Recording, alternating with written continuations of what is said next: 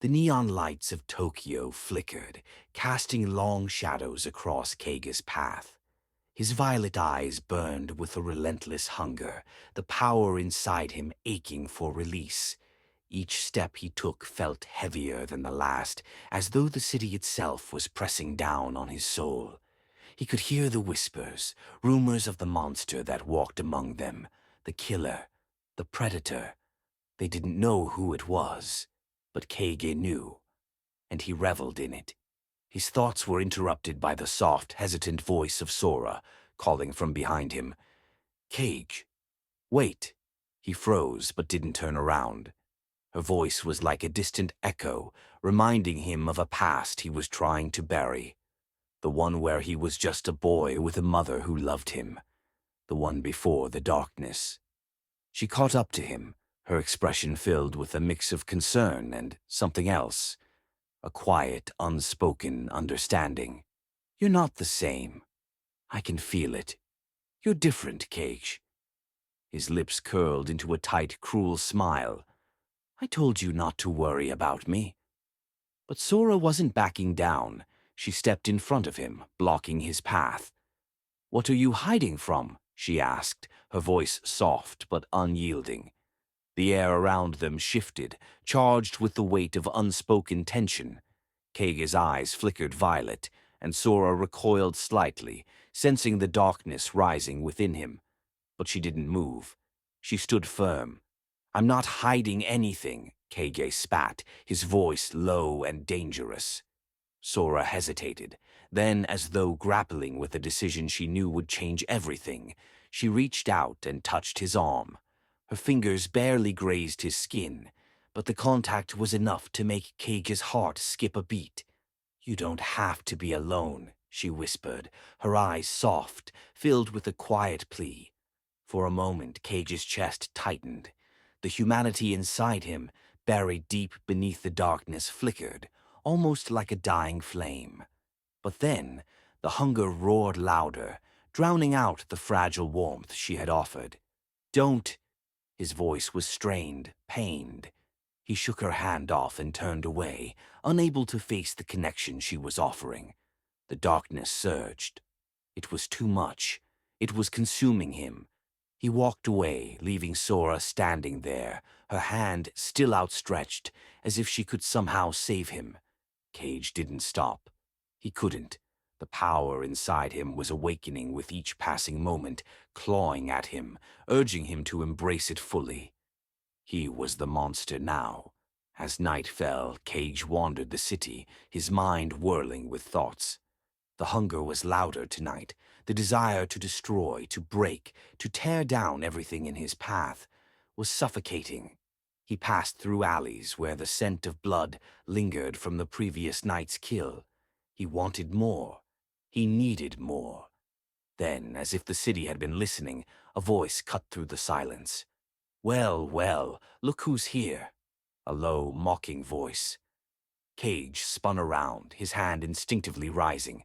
Standing in the shadows was a man, a tall, gaunt figure with dark, hollow eyes. His smile was cold, predatory. Kage's breath caught in his throat, his body tensing. Who are you? Kage demanded, his voice a low growl.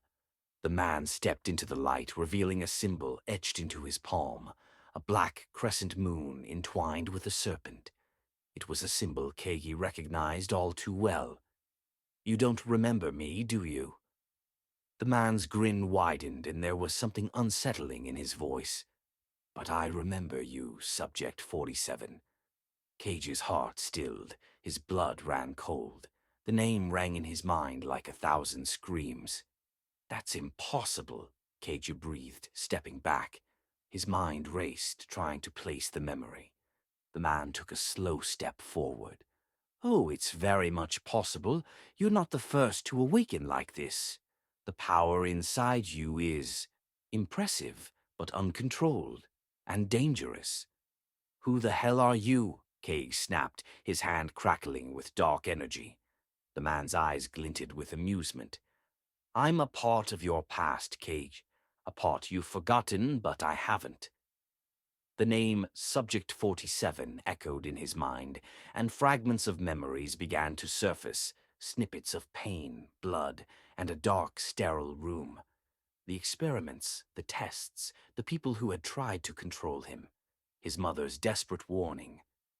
"You were a test subject," the man continued, his voice dripping with malice.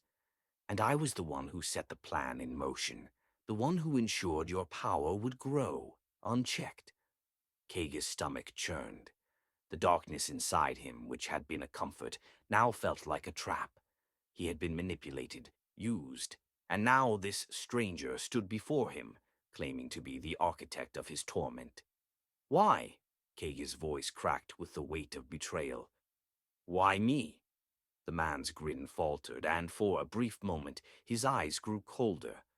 "Because you're not just any experiment. You're the key, Kage. The key to a power that can reshape this world. But you're not in control. And that's why I'm here." Before Kage could respond, the man snapped his fingers. The world around him went dark, the air thickening, pressing in on him from all sides. The shadows seemed to come alive, wrapping around him, suffocating him. "I don't want to control you," the man's voice echoed from all directions. "I want you to embrace the power inside you. I want you to break free of the chains they put on you." Kage's heart raced. He could feel the darkness inside him pulsing, responding to the man's words. It called to him, like a siren song, promising freedom from the pain, from the control. But there was something else, something buried deep within him, a memory of his mother's voice warning him, a voice telling him to run. "Enough!" Kage shouted, his eyes flashing violet. With a wave of his hand, the darkness around him exploded, tearing through the alley, sending debris flying. The man was thrown back, but he didn't seem harmed. Instead, he laughed. "You're already stronger than I anticipated," the man said, dusting himself off. "But remember, Kage, you can't escape your true nature. You were always meant for this." The shadows receded, and the alley returned to its eerie silence. Kage stood there, breathing heavily, the weight of the man's words pressing down on him. His hands trembled, not from fear, but from the overwhelming urge to destroy. "You're not ready yet," the man said, his figure retreating into the shadows. "But you will be." Kage stood frozen, his mind a whirl of emotions, rage, confusion, and the sharp sting of betrayal. His past was no longer something he could escape. It was coming for him, and the darkness inside him. It wasn't just a part of him. It was who he was meant to be.